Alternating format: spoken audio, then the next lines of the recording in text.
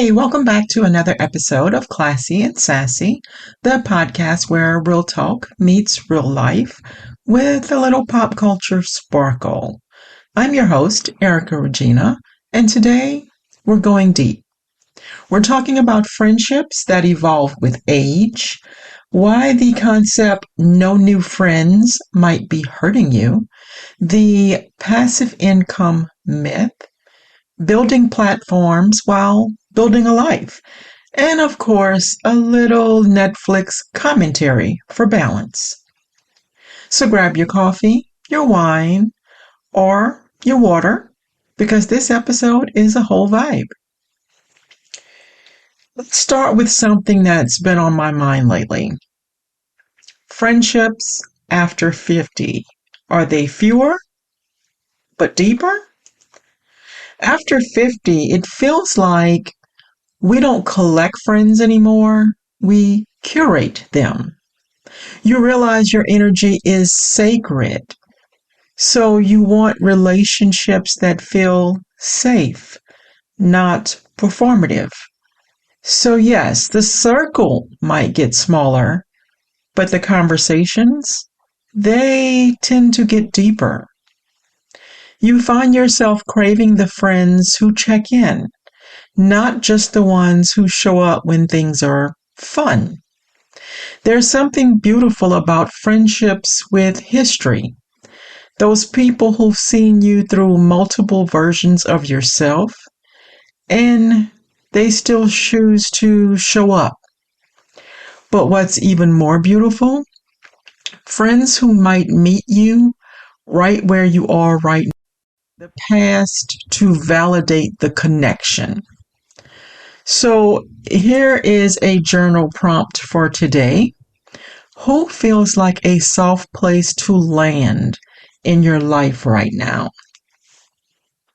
Think about it. And here's the flip side of that thought.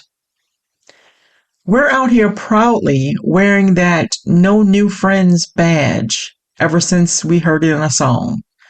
But what if that mindset is limiting us?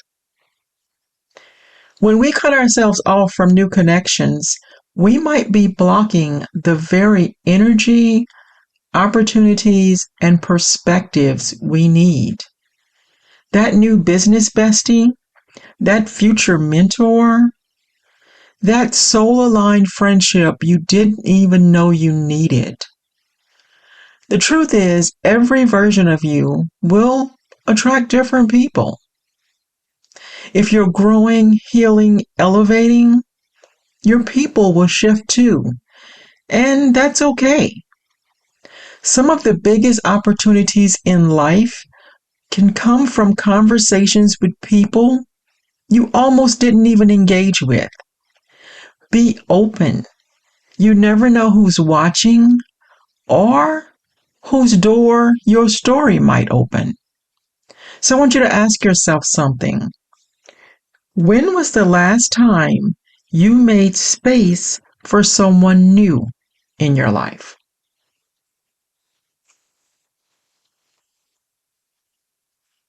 Okay, let's get into this. Everywhere online is some concept telling you to make money in your sleep or bill once, earn forever. But here's the truth. Passive income is rarely passive at the start. There is always upfront energy, time, creativity, consistency. And did I forget to mention stress? And even once you've got it running, it needs maintenance, updates, marketing. The lie isn't that it's impossible. The lie is that it doesn't take work. For instance, when I launched my travel business, I thought it would be streamlined and automated and I could put it on the back burner while I worked on other things. But the setup, the testing, the tweaking, it was a full-time job before I ever made a dime. There are so many things you have to be prepared for, starting with all the different personalities of the clients you draw in, as well as their individual needs and demands. Who needs you to hold their hand every step of the way, and who leaps into new things without a sweat.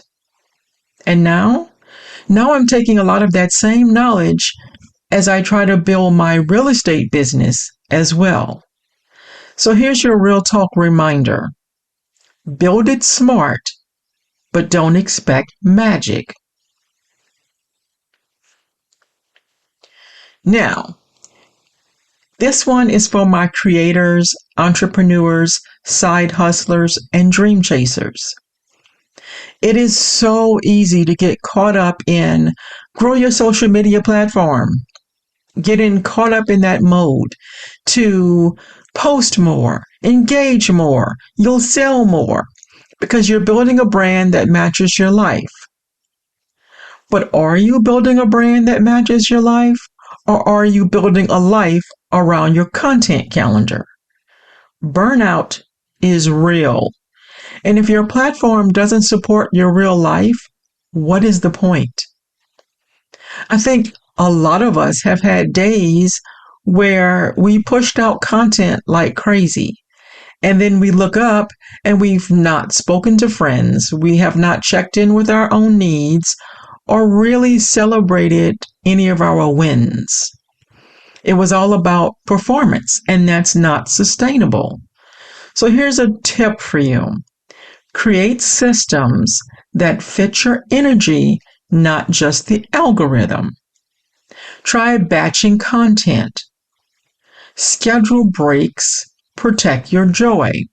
Heck, I've even downloaded a new database that I'm going to need, some training on that's supposed to help me create and organize my content calendars in a much more streamlined way. So here's my reminder. You can build slow and still be successful. You don't have to do 15 videos a day to build what you're trying to build. Now, The Hunting Wives. Is it bingeable or was it too much? Let's pivot a little. I have to admit, I saw the recommendation for this show when I first logged into Netflix, and I ignored it. I barely glanced at the title and I made assumptions, kind of like judging a book by its cover. But then it kept showing up on every platform. The discussions, the debates, the conversations were endless.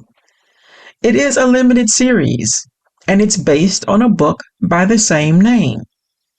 Normally, I prefer to read the book before the movie, but I hadn't even heard of this book before starting this series. First of all, it's scandal, secrecy, lots of Texas drama, and more sex than plot in some episodes, let's be honest. It's messy, mysterious, and honestly, I didn't hate it. But I must warn you, it can pull you in so you end up finishing the whole series in no time at all. It is only an 8-episode series. But be warned, don't expect this to be a family movie night type of thing. There is a good bit of parental discretion needed on this one. There is lots of nudity, some when you least expect it. Sex between damn near everyone, and of course there's murder. But let's be honest, some parts were a lot, and the pacing probably isn't for everyone. Still, if you want a dramatic show with a twist of what the hell did I just watch, this might be your new guilty pleasure. Since I didn't read the book, now I'm dying to know if this really matched the book or did it deviate tremendously. DM me your thoughts on this one if you watched it. I just finished today and I'm still not sure what I want to rate it. That's a wrap on this week's Classy and Sassy. We went from deep dives to Netflix drama and all the way back to realignment. If today's episode gave you something to think about, screenshot it, share your favorite moment, tag me, and be sure to visit my website at any time to catch up on past episodes and resources. And as always, protect your energy, stay soft but rooted, and keep glowing through the growing.